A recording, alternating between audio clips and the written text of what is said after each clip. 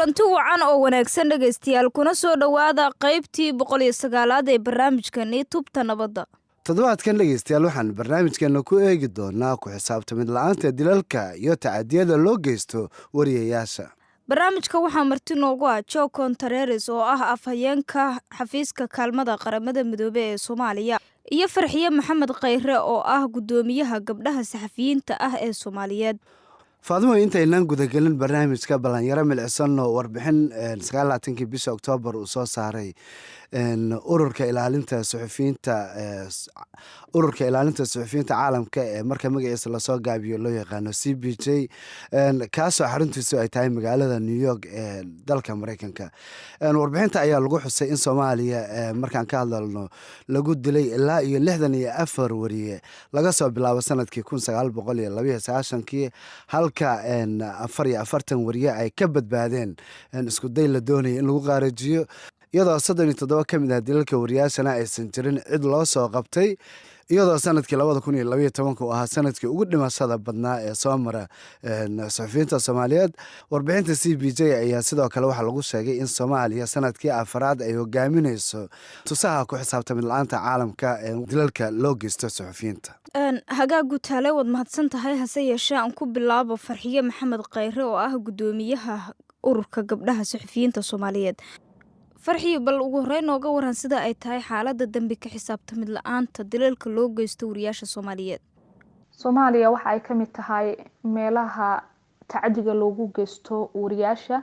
wariyaal fara badan lagu dilay gudaha wadanka oo meelo kala duwan u shaqeynayay, mana jirin marka uu dilkaasi dhaco sida ugu dhaqsiyaha badan in loo soo qabqabto dadkii dilalkaasi ka dambeeyay. waxa waaye wariyaal fara badan sidoo kale la dhaawacay ayaguna si la mid ah aan la ogeyn cidda waxyeeladu ay u geysatay. qaarkood waa la xiray oo waa la iska soo daayaa. marka waxaan jirin isla xisaabtan dhab ah oo jira intaasoo ay sii dheer tahay maadaama wadanka xaaladiisa ammaan aan isku haleyn karin 100% waa ayna qayb ka mid ah dhibaatooyinka wariyaashu ay wajahayaan. waa qayb ka mid ah oo isla xisaabtankaasna uusan jirin. dhanka kale xeerka saxaafadda Soomaaliya oo la ansixiyay inta la meel mariyay haddana cabashooyin ay ka yimaadeen warbaahinta Soomaaliya oo dib u habeyn inta lagu sameeyay oo iminka ay hortaalo baarlamaanka. haddii la ansixin lahaa lagu dhaqmi lahaa waxyaalo fara badan ee ka caawin lahayd habsami u socodka shaqo ee warbaahinta iyo wariyaasha Soomaaliyeed. tusaale ahaan meeshaasi waxay noqon lahayd meesha lagu kala bixi karo haddii ay jiraan dad cabasho ka muujinaya tibinta wararka ee wariyaasha oo meel ay iskula xisaabtamaan. qofka wuxuu xaq u yeelan lahaa muwaadinka Soomaaliyeed ama qofka warka laga tabinaya haddii waxa uu tabinayo wariyaha uu ku qanci waayo ama warbeen inta uu ka tabiyo wariyihii hadduu raaligelin inta uu siiyo ama uu ku qanci waayo raaligelintaasi, qofka muwaadinka wuxuu xaq u siinayaa xeerkaasi in uu dacwoon karo. markaasina waxaa imaan lahaa isla xisaabtan wariyihiina qaladaadka uu galo meel lagula xisaabtamayo, sidoo kale wariyihiina qaladka laga galo meel uu yaqaano uu ku dacweyn karo. laakiin hadda waxyaabahaas oo dhan ma jiraan. ururkiinu marka muxuu ka qabtaa si loo joojiyo dambi ku xisaabtamid la'aanta dilalka loo geysto wariyaasha? ka urur ahaan inagu waxaan sameynaa marka ay dhibaatooyinkan oo kale ay dhacaan in aan record gareyno oo aan la hadalno qeybaha kala duwan ee bulshada. tusaale ahaan waxa dhacay, dhibka dhacay iyo sida ay u dhaceen. markaa kadib waxa waaye arinta xigto waxay noqonaysaa baaq ku aadan in gacanta lagu soo dhigo dadka dhibaatooyinkan u geysanaya wariyaasha maadaama ay yihiin dhacdooyin kala duwan oo iska soo dabalaalaatay inkastoo aysan jirin wax ka qabasho dhab ah. marka la yiraahdana in wax ka qabasho ayaa arintan la sameynayana ay u baahan tahay dhinacyo kala duwan oo ay ugu muhiimsan tahay in la helo ammaan uu qofku guud oo iskula xisaabtami karo iyo in ay sidii loogu talagalay u shaqeeyaan hay'adaha dawliga oo hay'adaha dawladda niraade oo gacan weyn ka geysan lahaa dhameynta arintani la xiriira. baaqa ugu weyn oo aan jeedino markastana waxa uu yahay in la ansixiyo xeerka saxaafadda Soomaaliyeed oo aan u aragno in ay muhiim ay u tahay in arrimahani la xidhiidha dhibaatooyinkana soo laalaabtay oo dhacaya markasto maadaama inta badanina duruufaha wadanka ka jira iyo xaaladaha jirana aan iska dareemi karno. ugu dambeyn farxiye maxay yihiin tallaabooyinkaad is leedahay waa in la hirgeliyo si looga hortago ka xisaabtamid la-aanta dilalka wariyaasha?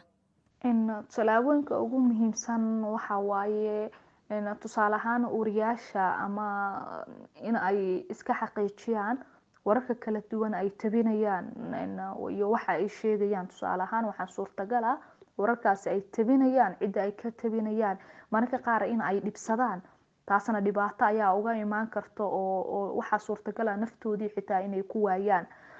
markastaba war waa la heli karaa laakiin naf lama heli karo, markastana waxaa qaalisan nafta wariyaha ayaa qaalisan.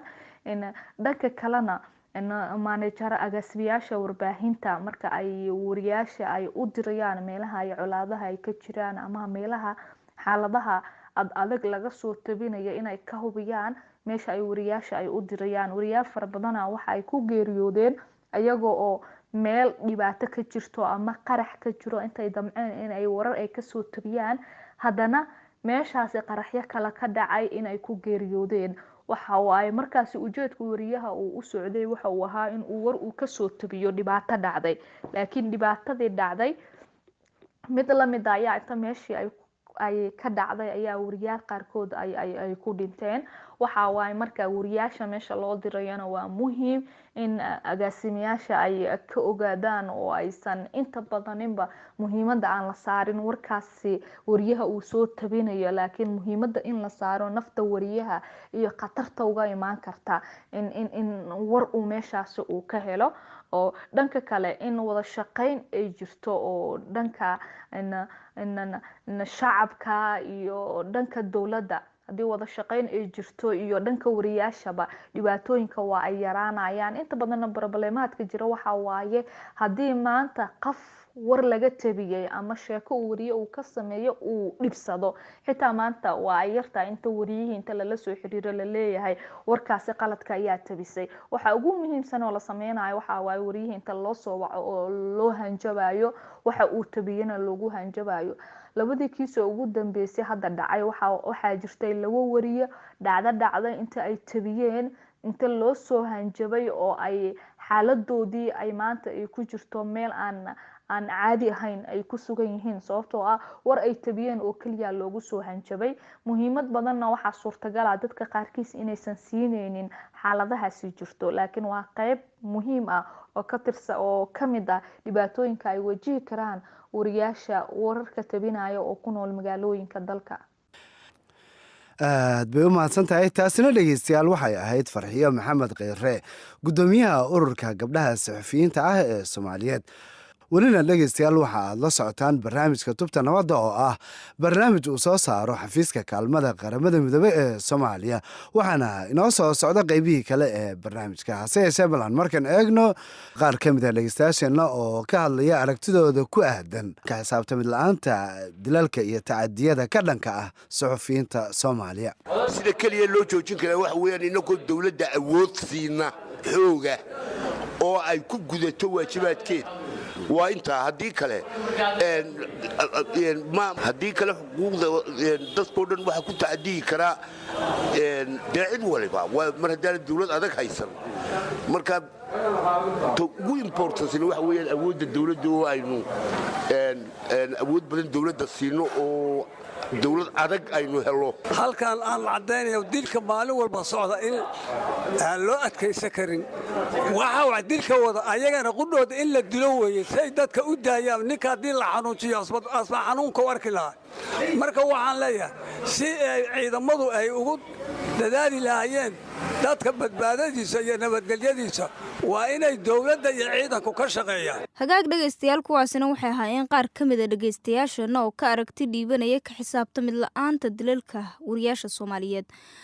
ka xisaabtamid la-aanta dilalka loo geysto wariyaasha Soomaaliyeed. hase yeeshee markaan aan u gudubno afhayeenka xafiiska kaalmeynta qaramada midoobey ee Soomaaliya Joseph Contreras oo ugu horeyn ka hadlaya ka xisaabtamid la-aanta dembiyada dilalka loo geysto wariyaasha Soomaaliyeed.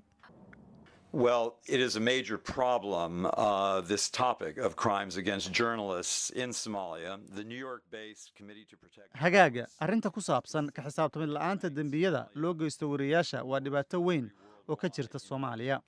Guddiga ilaalinta wariyaasha ee xaruntiisu tahay magaalada New York ayaa si joogto ah wuxuu Soomaaliya ugu daray 5 ilaa 6 sano ee la soo dhaafay dalka ugu liita adduunka oo dhan ka xisaabtamid la'aanta dilalka loo geysto wariyaasha.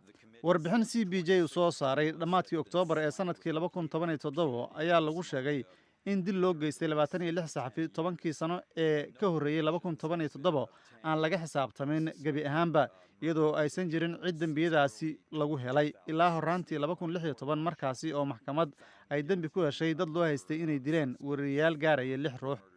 Dowladda Soomaaliya ayaa iyaduna si cad u sheegtay baahida xooggan ee loo qabo in la qaado tallaabooyin wax ku ool ah oo wax looga qabanayo dambi ka xisaabtamid la'aanta dilalka wariyaasha loo geysto isla markaana la maxkamadeeyo dadka mas'uulka ka ah. waayahay maxay markii qaramada midoobay ka qabanaysaa horumarinta xorriyadda saxaafadda Soomaaliya? UN assistance mission in Somalia has a human rights and protection group, and that group of colleagues issued an in-depth report on freedom of expression issues in Somalia in September 2016 that highlighted the harassment. Xafiiska kaalmada qaramada midoobay ee Soomaaliya waxa uu leeyahay kooxda xuquuqda aadanaha iyo ilaalinta. Kooxdaasina waxay soo saartay Sebtembar 2016 warbixin si qoto dheer uga hadlaysa arrimaha muhiimka ah gaar ahaan dhibaatooyinka loo geysto wariyaasha sida xariga iyo dilalka qorshaysan ee loo geysanayo wariyaasha Soomaaliyeed sanadihii la soo dhaafay.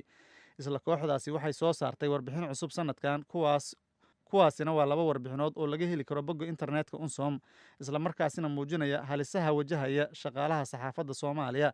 Sidoo kalena kooxda saxaafadda iyo xiriirka istiraatiijiga u qaabilsan UNSOM waxay si dhow ula shaqeysay ururka wariyaasha qaranka Soomaaliyeed ee NUSOJ iyo ururka wariyaasha Somaliland ee xaruntiisu tahay Hargeysa si kor loogu qaado aqoonta iyo xirfadda saxafiyiinta Soomaaliyeed.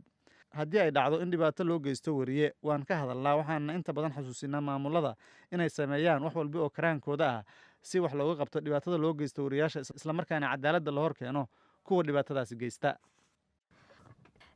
ugu dambeyn maadaama aad horey wariye wahayd maxay tahay aragtidaada ku aadan dilka wariye Jamaal Khashoggi kaasi oo dhawaan lagu dilay qunsuliyadda Sacuudiga uu ku leeyahay magaalada Istanbul? The murder of Mr. Khashoggi has really highlighted this problem of countries where dilka Khashoggi wuxuu si aad ah oo naadir ah oo aan horey loo arag u muujinayaa dhibaatada ka jirta dalalka halkaasi oo dhaqan ay ka noqotay dilka wariyaasha iyadoo cidna aan cadaaladda la keenin.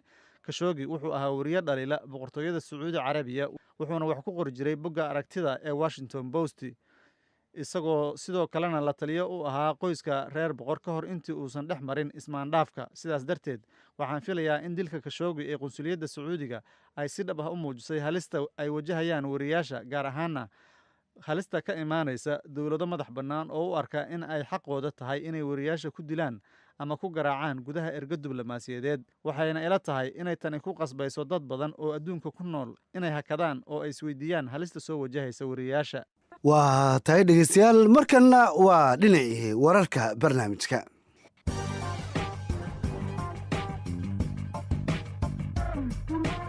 safiirka cusub ee uu dhowaan madaxweyne Donald Trump u magacaabay Soomaaliya Donald Yamamoto ayaa xubno ka tirsan bulshada Soomaaliyeed kula kulmay dalka Mareykanka gaar ahaan gobolka Minnesota ee ay ku badan yihiin Soomaalidu.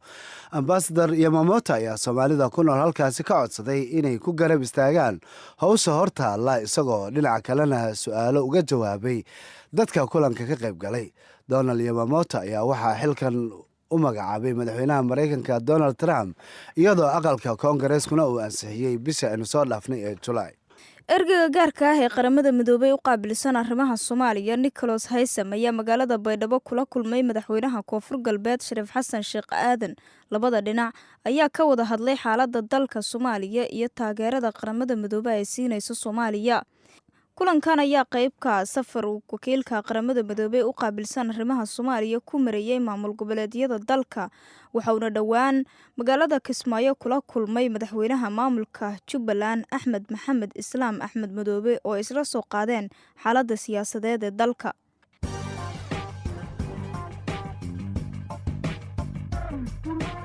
waa tahay dhegeystayaal markana annagoo soo gaarnay qeybihii dambe ee barnaamijka bal aan u bayrno dhinacii madadaalada barnaamijka mar kale waxaa maanta nala fadhiya stuudiyaha majaajiliistaha weyn ee caanka ah ibraahim cali muumin oo loo yaqaano awdaango.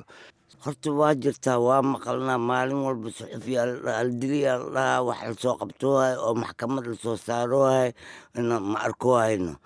ummaddan waa isku maqan tahay, waa kala maqan tahay, waa wada maqan tahay, waana lagu maqan yahay. ummad isku maqan oo kala maqan oo wada maqan oo lagu maqan yahayna arrintaasay ku toosto waa adag tahay.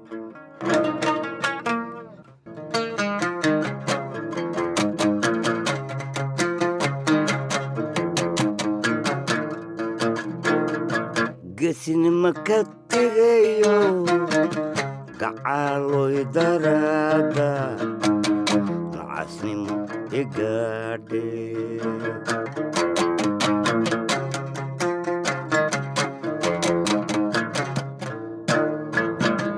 goobtii la joogana garan maayo hadalkuy godob baan u sheegtaa.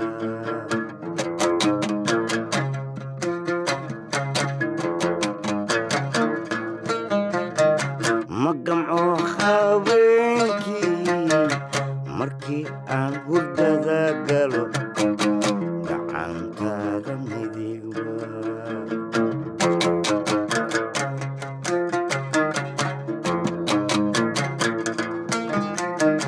gadadayda marisayo gelinigu salaaxda anu farax ku buuxa wagu soo gaduutaan gobol maran ka toosa.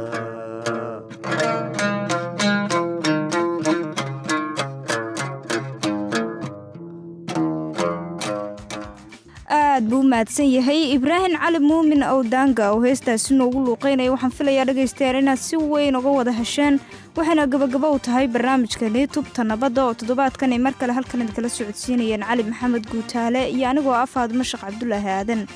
fadlan dhegaysta noo soo gudba aragtidaada adinkoo noogu soo hagaajinaya bogga aynu facebook ku leenahay ee tubta nabadda. ha yeeshee markan u diyaargarooba qaybtii ugu dambaysay ee qadadka taleefanada ood naga soo wici kartaan taleefan nambarada idaacadaha barnaamijkan aad kala socotaan.